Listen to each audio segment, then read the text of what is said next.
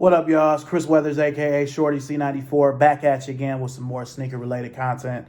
Know it's been a few days, but I'm here. This is straight uncut. No transitions, no intro. To me, this is the best 10 Jordans that came out this year for regular people.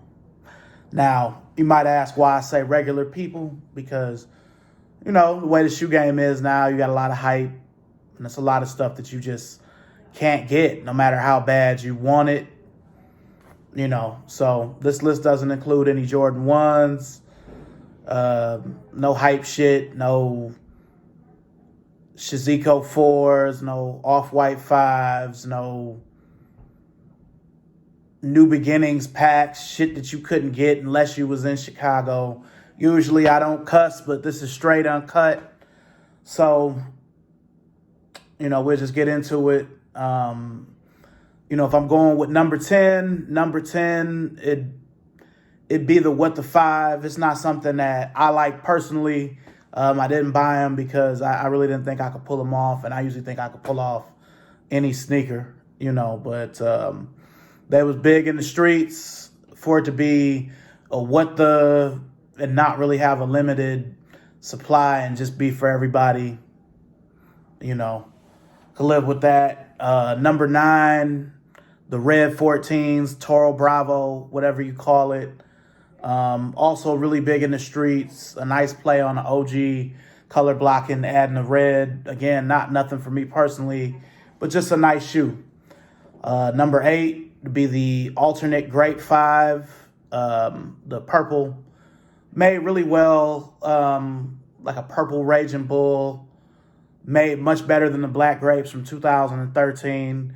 Made better than the regular grape retro from 2013. Not quite 2006 quality, but a really nice shoe. The only thing that took away, you know, from it was the fact that it wasn't full family. I feel like that would have really been big for, you know, the kids and for the girls. I'm not really sure why they did that. But number 7 would be the Black Cat 4. Black Cat 4 originally came out in 2006. That actually probably should be higher. I've redone this list a trillion times. I was supposed to do this video days ago, but, you know. So, you know, all black always goes, and the 4 is a classic wearable Jordan. You know, it's classic, and those were really big when they came out in 06, back in 06. They came out the same day as the Pure Money 4. This time it was just them. They came with a nice new box. You know, and again, I did buy the alternate grape 5 I just talked about, but I didn't buy these. I still have my pair from 06. Hopefully they last.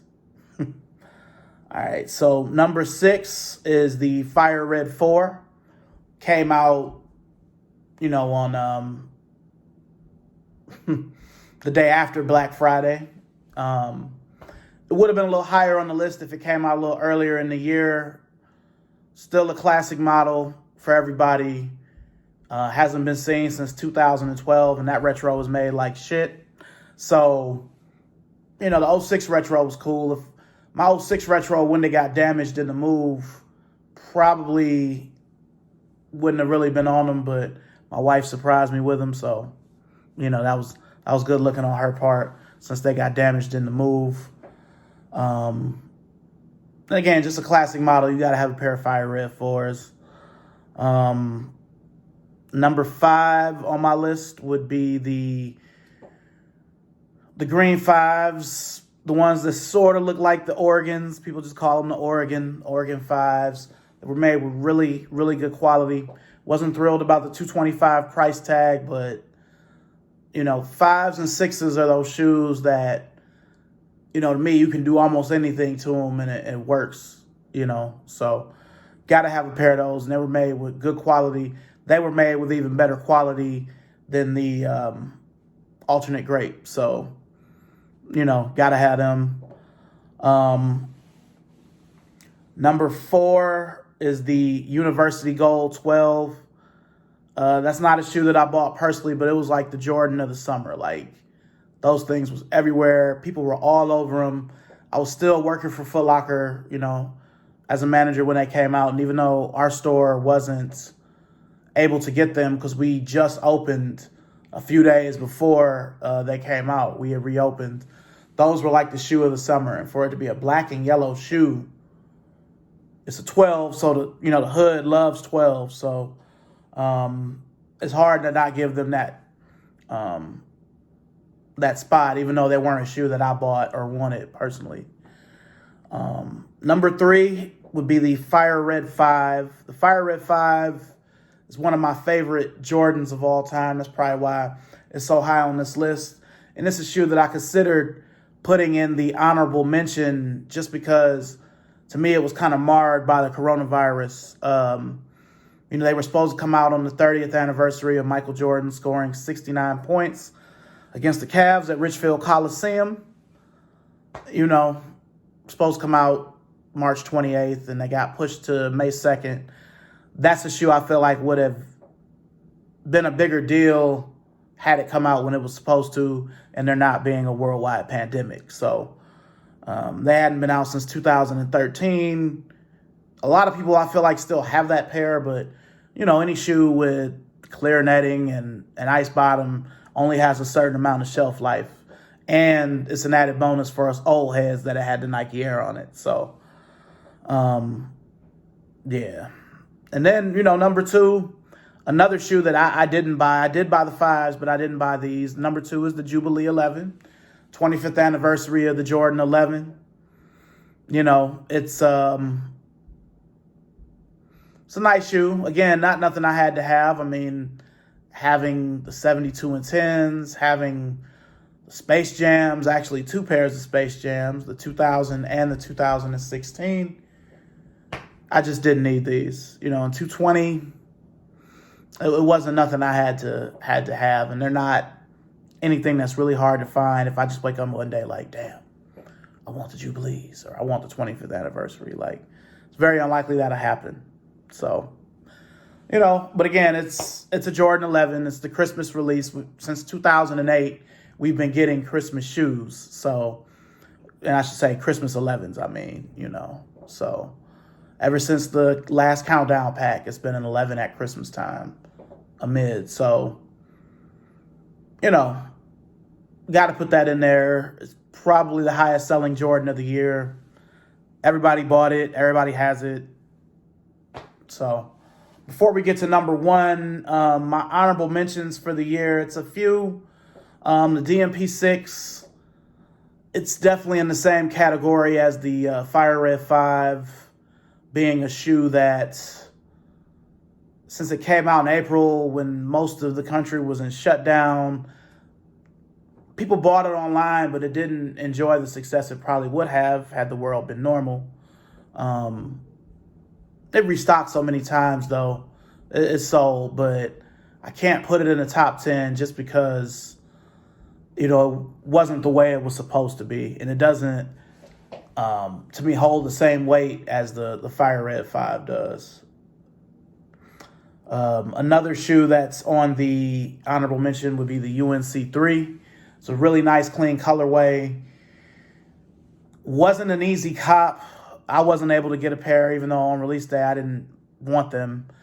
I didn't really want them until after the fact, and I'm not one to pay over for shoes. So the one thing I really think Nike missed the boat, that was a missed opportunity, though, making that full family. Like, that's a shoe that everybody would have had they made it full family. I feel like if I was working for Nike and I was in charge of that kind of stuff, that would be a full family shoe. Even more so than the alternate 5 or the Oregon 5. That definitely should have been a full family shoe. The Air 6 is also honorable mention. It was a really big shoe in the hood. Again, not something for me. I feel like that was for a younger audience. But, it sold. It was hot for the summer. A lot of people messed with it. And then lastly, it's kind of a tie, but the top 3.5 and the Bel Air 2.0 were also big shoes for this year that weren't quite enough umph in them to make them to the top 10. To Bel Air was kind of a disappointment because, there's some places where you can still get it, So You know, the top 3.5 was nice, but it wasn't exaggerated like the what the 5. It was kind of a safe what the. It's black. A lot of dudes mess with it, but it wasn't, you know, top 10 worthy, but not mentioned worthy. You know, it should be mentioned, but just not top 10 mentioned. So those are the few honorable mentions. Number 1, you know, it should be obvious, but the Flint 13 to me was the number 1 Jordan this year for regular people. Now, you got a lot of people who don't really like bulkier Jordans like the 12 or the 13. To me, 11, 12, and 13 are huge in the hood and in urban areas. But the Flint, it's a really good casual shoe. You know, you can wear it with a lot of things. It wasn't everywhere like I feel like the University Gold 12 was everywhere. It was definitely the shoe of the summer. But again, I feel like the Flint, it hadn't been out in so long, and, you know, I took an L on it on sneakers. I couldn't believe it. Like, it's a full family shoe. I figured I'd just be able to get it because I was, you know, working for Foot Locker, but our store was still closed. We weren't open yet by the time they came out on May 30th, so I wasn't able to get them from Foot Locker, and I wasn't able to get them from sneakers. So, you know, it's a classic model. It was supposed to come out in 2017, and it just didn't.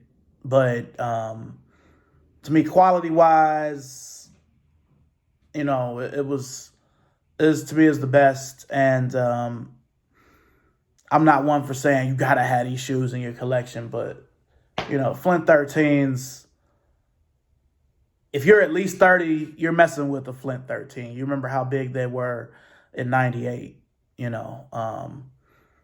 And it's the closest retro to the original. I still have an original pair of Flint 13s. I had an 05 retro that I sold earlier this year. And I guess since I wasn't able to get the 2020 pair, I'll have to ride out with my 2010 pair. But, you know, it's been a big deal. It's been a big deal every time it's come out. And, you know, something that, you know, you got to have. Even though I say that, I don't say you got to have a pair of Flints.